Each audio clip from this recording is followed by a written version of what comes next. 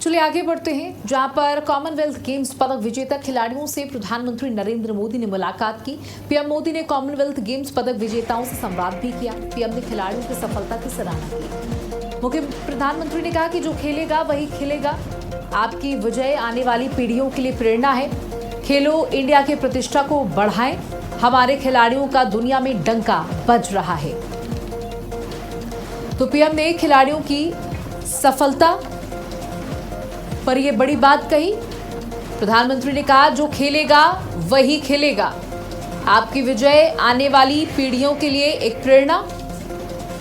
Commonwealth games पदक विजेताओं से प्रधानमंत्री नरेंद्र मोदी ने मुलाकात की और यह तस्वीर भी साझा की गई।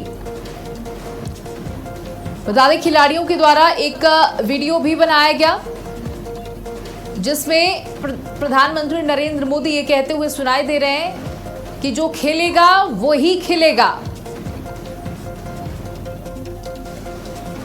खिलाड़ियों का उत्साहवर्धन करते हुए प्रधानमंत्री ने कहा कि आप देश की प्रेरणा हैं, आप आने वाली पीढ़ियों की प्रेरणा हैं। मीराबाई चानूक तस्वीरों में। और इस बार जबरदस्त प्रदर्शन किया है भारतीय खिलाड़ियों ने। भारतीय खिलाड़ियों ने बेहतरीन प्रदर्शन करते हुए भारत का नाम रोशन किया है।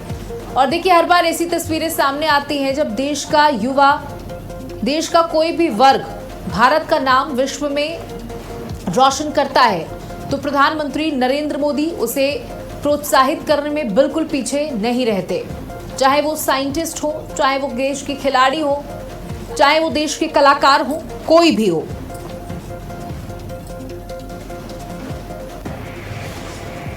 रांची में प्रदर्शनकारी छात्रों का विधानसभा मार्च। विधानसभा की ओर बढ़ रहे हैं प्रदर्शनकारी छात्र। प्रदर्शनकारी छात्रों ने पुलिस बैरिकेडिंग को हटा दिया। पहली बैरिकेडिंग को पार कर आगे निकले छात्रों की भीड़ को दूसरी बैरिकेडिंग के पास रोका गया। एम्बुलेंस से विधानसभा जा रहे छात्र नेता देवेंद्र महतो। तो रांची में छात्रों का महासंग्राम जारी है। विधानसभा का मार्च। आज आंदोलन का 17वां दिन है। परीक्षा धांधली के खिलाफ ये मोर्चा। और सरकार के साथ कल तीसरे दौर की बैठक हुई थी जो कि विफल साबित हुई है। छात्रों का कहना है जब तक हमारी 100% मांगों को नहीं मान लिया जाता हम तब तक नहीं रुकेंगे। ये धरना प्रदर्शन नहीं खत्म होगा। रांची में प्रदर्शनकारी छात्रों का विधानसभा मार्च। विधानसभा की ओर बढ़ रहे हैं प्रदर्शनकारी। सुरक्षा व्यवस्था कड़ी कर दी गई है। अपील की जा रही है कि इस प्रदर्शन को ना किया जाए, लेकिन छात्रों का कहना है कि हमारी मांगों को जब तक नहीं माना जाएगा हम इसी तरीके से आंदोलन प्रदर्शन करेंगे। झारखंड की रांची से ये तस्वीरें सामने आ रही हैं। देखिए बड़ी संख्या में छात्र एकजुट हुए हैं और 17 दिन से आंदोलन पर बैठे हुए हैं। छात्र हटने का नाम नहीं ले रहे हैं। छात्रों का कहना है चाहे कुछ भी हो जाए हमारी बातों को जब तक नहीं सुना जाएगा, उनको पूरा हमारी मांगों को नहीं किया जाएगा तब तक हम नहीं हटेंगे। रांची में छात्रों का महासंग्राम देखने को मिल रहा है। विधानसभा का मार्च करते छात्र आपको नजर आ रहे हैं। हाथों में तिरंगा है, तख्तियां हैं। सरकार से सवाल है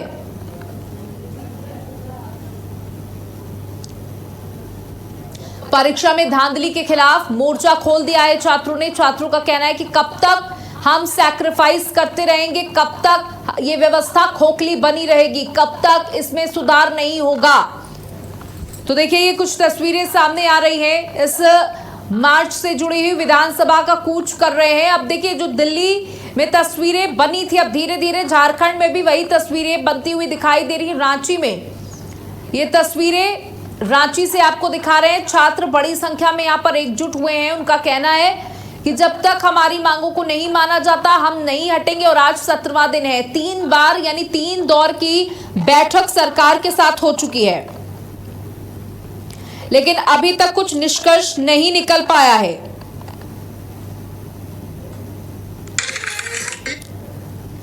तो रांची में छात्रों का महासंग्राम।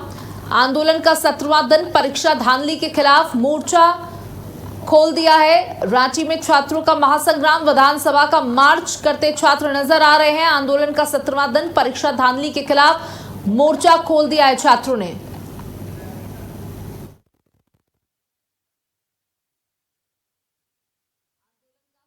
दिन परीक्षा धांधली के खिलाफ मोर्चा। रांची में छात्रों का महासंग्राम। विधानसभा मार्च करते छात्र निकल पड़े हैं और देखिए छात्रों का गुस्सा बढ़ता जा रहा है क्योंकि 17 दिन बीत चुके हैं, उनकी मांगों पर कोई ठोस कार्रवाई नहीं की जा रही है। 3 दौर की बातचीत जो है वो भी पूरी हो चुकी है, लेकिन कोई निष्कर्ष निकल नहीं पा रहा है। आंदोलन का 17वां दिन है आज। छात्रों की मांग साफ, एजुकेशन सिस्टम में बड़ा सुधार,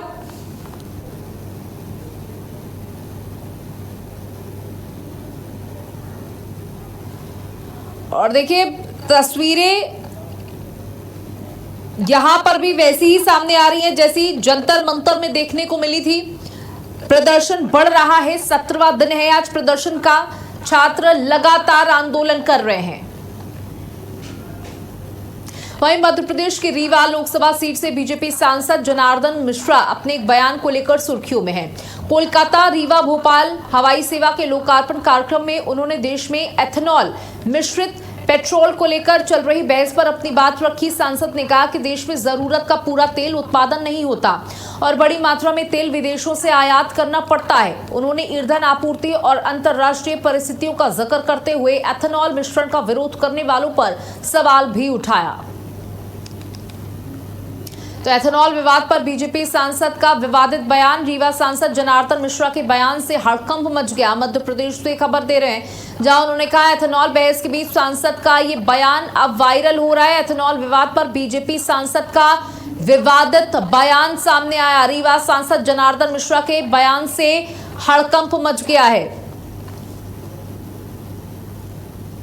अब सवाल उठने लगे हैं उनके इस बयान के बाद से।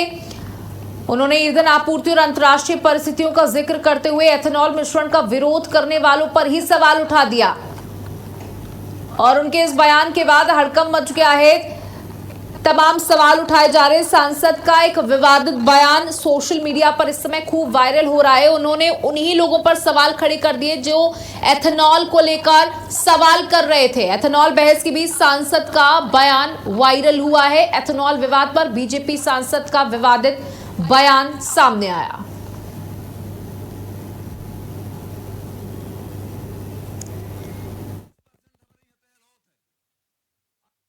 गैस में और तेल में ये देश 20% हमारे यहाँ तेल होते है, 80% विदेश से ले ही थे।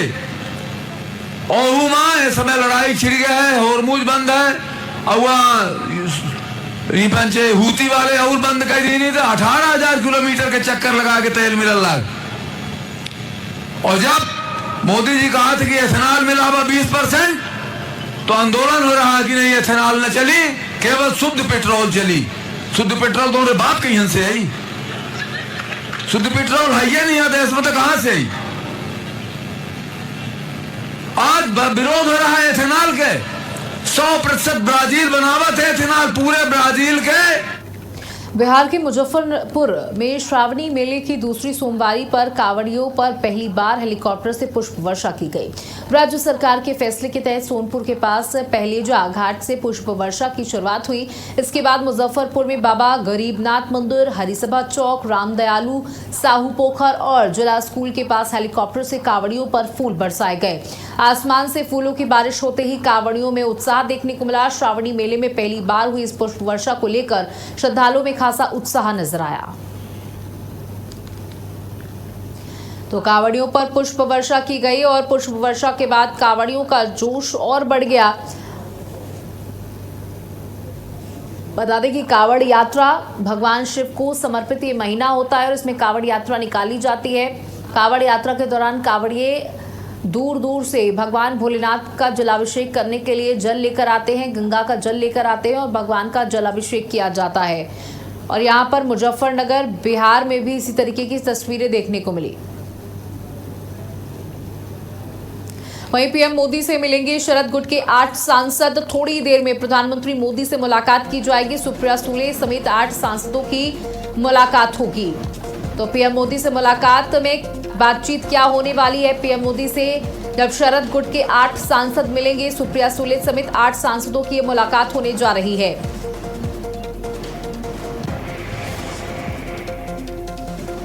तो पीएम मोदी से मिलेंगे शरद गुट के 8 सांसद, जहां सुप्रिया सुले समेत 8 सांसदों की ये मुलाकात होने जा रही है।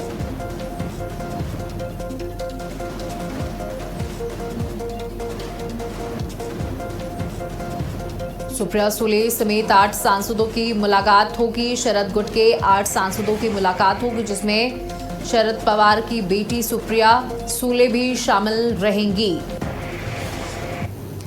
तो देखिए, पीएम मोदी से मिलेंगे शरद गुट के 8 सांसद। सुप्रिया सुले समेत 8 सांसदों की ये मुलाकात होने जा रही है। और हमारे साथ सहयोगी स्नेह कमल जुड़ चुके हैं। स्नेह कमल, देखिए आज ये मुलाकात होने जा रही है। अब सब ये कयास लगा रहे हैं कि इस मुलाकात में क्या कुछ बातचीत होगी, क्योंकि शरद गुट के हैं ये 8 सांसद। शरद पवार की जो एनसीपी के 8 सांसद, उनकी सांसद सुप्रिया सुले के नेतृत्व में आज प्रधानमंत्री नरेंद्र मोदी से मुलाकात करते कुछ देर के बाद करने वाले हैं। हालांकि इस मुलाकात का समय 11 बजे प्रधानमंत्री के संसद भवन स्थित कार्यालय था, यानी अब तक शिक्षा तक के 1-2 मिनट के बाद ये मुलाकात होगी, जिसमें ये बैठक में महाराष्ट्र के विकास, जल संकट, किसानों के मुद्दे, महिला आरक्षण जैसे बिल जो विषय उठाए जाएंगे। महाराष्ट्र के जल संकट की बात करें, जल संकट में किसानों ने आत्महत्याएं की, मुंबई में बढ़ता शहरीकरण जो है जल संकट का एक बड़ा कारण है। इसके साथ ही साथ महिला आरक्षण परिसीमन को तुरंत लागू करने और परिसीमन को अलग करने की मांग को लेकर भी ये सांसद आज प्रधानमंत्री से बात करेंगे। साथ ही साथ SCRA बिल है, जो फॉरेन कंट्रीब्यूशन रेगुलेशन एक्ट के संशोधन का जो मौजूदा स्वरूप, उसका भी एनसीपी विरोध कर रही है। तो कुल मिलाकर शरद पवार ग्रुप की एनसीपी आज प्रधानमंत्री से मुलाकात करेंगे। जो 8 सांसद है, इन तमाम मुद्दों पर प्रधानमंत्री से वार्ता करेंगे। इससे पहले उन्होंने प्रधानमंत्री से मुलाकात का समय मांगा था। प्रधानमंत्री ने आज 11 बजे का मुलाकात का समय दिया है। अब से कुछ ही देर के बाद यह मुलाकात अब संसद भवन परिसर स्थित प्रधानमंत्री के कार्यालय में होगी। बिल्कुल, तो देखिए आज ये मुलाकात होनी है और इसमें सुप्रिया सुले भी स्नेह कमल मौजूद रहेंगी। बिल्कुल, सुप्रिया सुले के नेतृत्व में ही जो है बाकी 7 सांसद है, कुल मिलाकर 8 सांसद जो है अभी कुछ देर बाद ही प्रधानमंत्री से मुलाकात करेंगे। और जिस तरह मैंने कहा कि महाराष्ट्र के जो तमाम मुद्दे हैं, चाहे जल संकट हो, किसानों की आत्महत्या हो, चाहे मुंबई का बढ़ता शहरीकरण हो, ये तमाम मुद्दे हैं, महिला आरक्षण बिल हो, चाहे परिसीमन हो, SCRA हो, इन तमाम मुद्दों में प्रधानमंत्री से इनकी चर्चा होगी। देखिए, अब सवाल ये भी उठ रहा है कि महाराष्ट्र में क्या कुछ चल रहा है, क्योंकि 20 दिन में ये दूसरी बार प्रधानमंत्री से सुप्रिया सुले की ये मुलाकात है, इसलिए ये मुलाकात और भी खास हो रही है और चर्चा का विषय बनी हुई है। बिल्कुल, क्योंकि एनसीपी के बारे में बीच में खबरें ऐसी आई थी कि एनसीपी शायद जो है ये गठबंधन का हिस्सा बने, लेकिन बाद में एनसीपी ने इन चीजों का खंडन किया और स्पष्ट कहा कि हम इंडिया गठबंधन का साथ है और इंडिया गठबंधन में रहेंगे। लेकिन आज जिस तरह से मुलाकात का जो विषय है, मैंने बताया कि महाराष्ट्र के तमाम मुद्दे हैं, चाहे महाराष्ट्र का जल संकट, किसानों की आत्महत्या हो, मुंबई का बढ़ता शहरीकरण हो, चाहे महिला आरक्षण बिल हो, परिसीमन हो, SCRA हो, ये तमाम मुद्दे हैं जिस पे चर्चा होगी।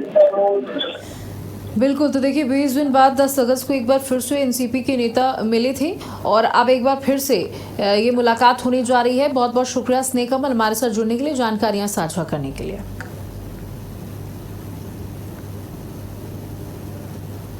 खबर आपको पीलीभीत से देती, जहां पीलीभीत में सावन के पवित्र महीने में पंजाब की तर्ज पर सिख समुदाय की महिलाओं ने तीजा का त्योहार धूमधाम से मनाया। रंगला पंजाब लेडीज ग्रुप के तत्वाधान में आयोजित कार्यक्रम में बड़ी संख्या में महिलाओं ने हिस्सा लिया। कार्यक्रम में महिलाओं ने जमकर गिद्दा डांस किया और पंजाबी लोकगीतों पर खूब थिरकी। इसके साथ ही झूला मेहंदी प्रतियोगिता समेत कई कार्यक्रम आयोजित किए गए। महिलाओं ने बताया कि पंजाब में सावन के महीने में हर रविवार तीजा का त्योहार उत्साह के साथ मनाया जाता है। अब पीलीभीत में भी इस परंपरा को आगे बढ़ाया जा रहा है।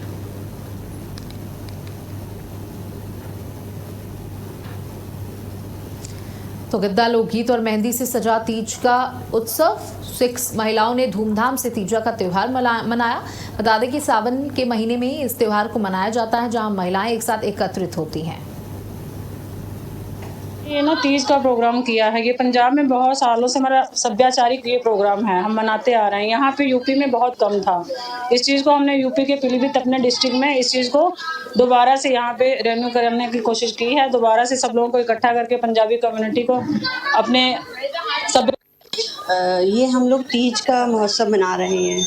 ये हमारी जो बहनें महिलाएं जितनी भी हैं, हम लोग सब घर में अपने अपने व्यस्त रहती हैं। कोई भी कभी भी किसी फंक्शन में या कभी मिल गए साल एक में, तो ये उसी हिसाब से मनाया जा रहा है। ये सावन के पर्व पे ही मनाया जाता है, सावन के दिनों में ही।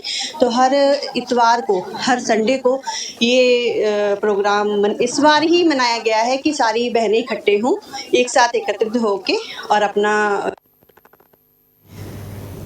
चलिए आपको सीधे बिहार के पटना लेकर के चलते हैं, जहां मुख्यमंत्री सम्राट चौधरी हर घर तिरंगा अभियान में सम्मिलित हुए हैं। तिरंगा अभियान के इस कार्यक्रम की अध्यक्षता कर रहे हैं बिहार सरकार के मंत्री माननीय प्रमोद कुमार जी। इस कार्यक्रम में उपस्थित संजय चौधरी जी, माननीय मंत्री श्रीमती रेसी सिंह जी, माननीय मंत्री श्री विजय सिन्हा जी, माननीय मंत्री अशोक चौधरी जी और इस कार्यक्रम में उपस्थित हमारे सभी माननीय मंत्रीगण और इस कार्यक्रम में उपस्थित हमारे तमाम युवा साथीगण। आज बिहार में हम लोग तिरंगा यात्रा की शुरुआत कर रहे हैं। 9 तारीख से लेकर 17 तारीख तक पूरे प्रदेश में इस अभियान को चलाने के लिए देश के यशस्वी प्रधानमंत्री आदरणीय नरेंद्र मोदी जी के मार्गदर्शन में और हमारे पूर्व मुख्यमंत्री आदरणीय नीतीश कुमार जी के मार्गदर्शन में ये काम हम लोग कर रहे हैं। अब ये तिरंगा यात्रा केवल 3 रंगों का ध्वज नहीं है साथियों, और क्योंकि हमारे पूर्वजों ने, हमारे स्वतंत्रता सेनानी ने अपने प्राणों की आहुति देकर इस भारत में लोकतंत्र स्थापित किया और लोकतंत्र के साथ साथ एक तिरंगा का झंडा दिया।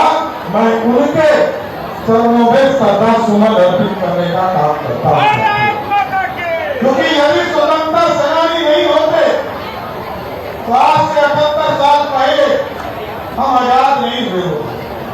उनके प्राणों की आहुति और उन्होंने तो अपना जीवन दिया, लाखों लोग शहीद हुए, लाखों लोगों ने लड़कर इस देश को आजाद कराने का काम किया सब। और ये अखंडता का प्रतीक है, एकता का प्रतीक है और संपूर्णता का भी प्रतीक है साथ। और ये तिरंगा हमारे लिए जीने और मरने का प्रतीक है साथ। आप याद कीजिए, चाहे वो कारगिल युद्ध हो या इस देश में जब भी युद्ध हुआ है, किसी तिरंगा के स्वाभिमान के लिए हमारे लाखों सैनिक अपने प्राणों की आहुति देने का काम करते हैं। इसलिए हम तमाम लोग मिलकर। और इसी के साथ इस बुलेटिन में इतना ही। नमस्कार।